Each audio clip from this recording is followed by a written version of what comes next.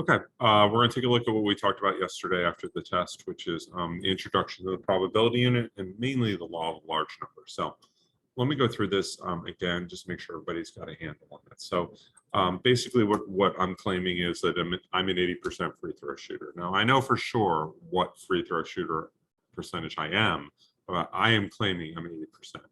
So what you're going to do is have a simulation. So this is a simulation because I'm not going to the free throw line and shooting free throws. We're making a simulation using my true percentage as kind of the model. So what will happen is I take a shot and I missed it. And basically we want to say, is this enough evidence to say whether or not I'm an 80% free throw shooter? Right now, probably not, because I mean, one shot isn't going to give me any idea. I shoot again. I made it. So I'm a 50% free throw shooter. I shoot again. Third shot made it. I'm a 60% free throw shooter. Again, made it. I'm up to 75. Again, hey, I'm an 80%. Hey, should we stop now?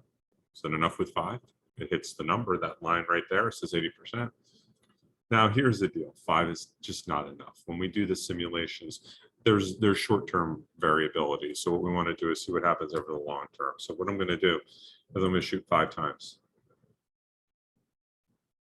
Okay, now I've shot 10 total times. And if you notice here, I'm an 80% free throw shooter. Still, hey, look, looks like I could be an 80% free throw shooter. But we really don't know until we take a larger number of trials. So what I'm going to do is I'm going to shoot 10 times. We're going to see what happens. Okay, so I've shot 20 times. I made 70%. Is this enough? Again, the whole idea is when is enough? And really what you want to think about it, this thing is the law of large numbers. So we're going to say that 20 is probably not enough. We're going to look at maybe getting up to, probably to the 50 range is probably a good idea. So what I'm going to do is I'm going to take these shots up until I get to 50 and I'm going to see what happens. So there's 40.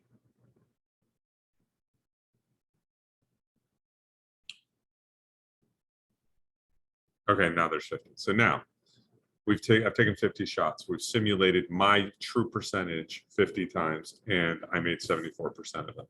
Do you think you have enough evidence to claim that either, yes, I agree with you, Mr. Oliver, you're an 80% free throw shooter, or no, Mr. Oliver, I don't believe you're an 80% free throw shooter? To be honestly, at this point, it's a tough call. Again, but what we can do is we can take a look at the true probability, and we can see that line turn green. So I really was an 80% free throw shooter. What we noticed is, notice this line, as we did more and more, it kind of went less jagged. So what I'm going to do is, as I'm kind of talking about this, I'm going to simulate another 100 free throws. And I want you to watch what happens to this curve as we do that. As we do this curve, notice that that jaggedness is getting less and less and less and less and less as we go through more and more and more and more shots. So realistically, what's going to happen is we're going to see what happens when we get up there. When that 100th shot is done, if we look at that number, it's closing in on there. We hit 80%. And again, we still got a few more shots to go to get to 100. But what I want you to notice is when you notice that pattern, that jagged pattern, kind of gets narrower and narrower and narrower till it basically closes in on what the true probability is. So what's going to happen now is, again, I've shot 150 times. I made 79% of my shots, 80%. What we just did is every one of those shots was called an empirical, E-M-P-I-R-I-C-A-L, empirical probability. It was what we got from running a simulation or from doing something along that line. We used all of those empirical probabilities to estimate my theoretical or my true probability. So in this case, the ideas we're talking about here are the law of large numbers dictates what real answers are. So what we're going to find out with when we deal with things in statistics is people are going to claim things. So someone's going to claim, I believe that 80% of Americans support a certain idea.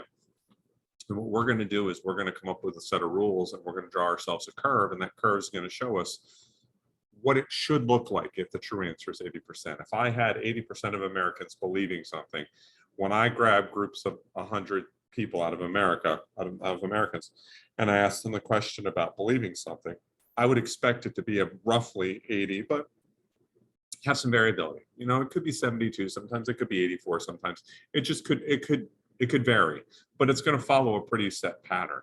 The law of large numbers gives us an idea of what that pattern is. So where we are right now with probability, the big thing to take away from this, folks, is seriously, this is going to be one of those ones where I'm really going to want you to engage in the activities and do the practices so that you get used to kind of the rhythm and the wording and the formats of the question. Because this is one of those ones where the more you practice it, the better you're going to get. So I'm going to try and give you as much practice as I can. And hopefully that helped. I will see you tomorrow.